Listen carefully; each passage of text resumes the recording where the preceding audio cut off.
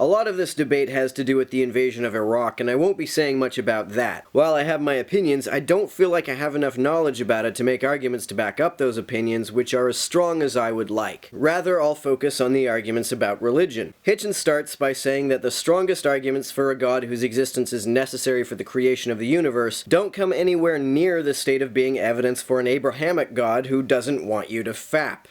To go from being a deist to a theist, in other words, from someone who says God cares about you, knows who you are, minds what you do, answers your prayers, cares which bits of your penis or clitoris you saw away or have sawn away for you, minds who you go to bed with and in what way, minds what holy days you observe, minds what you eat, minds what positions you use for pleasure.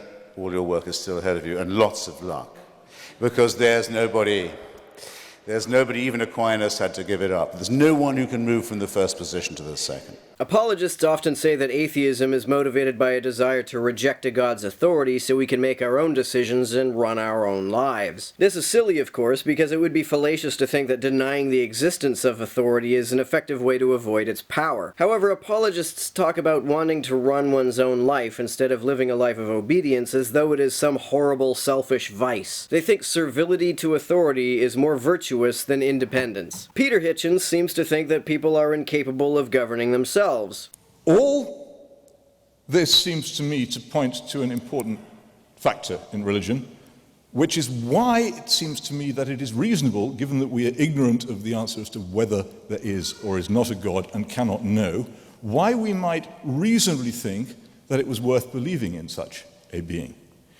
If the universe does have an order, if it does have an origin, if there is running through it an eternal law, then wouldn't it be a good idea to try to find out what it was and to seek to govern ourselves by it? Well, that would depend entirely on what that law says. Peter seems to think that the mere existence of such a law obligates us to follow it, or that following such a law would automatically be beneficial. Now, I too have been to North Korea, and I will tell you that I have the opposite impressions to that which my brother had. This is a country entirely run by people who hate and despise the idea of God and who have made themselves into gods.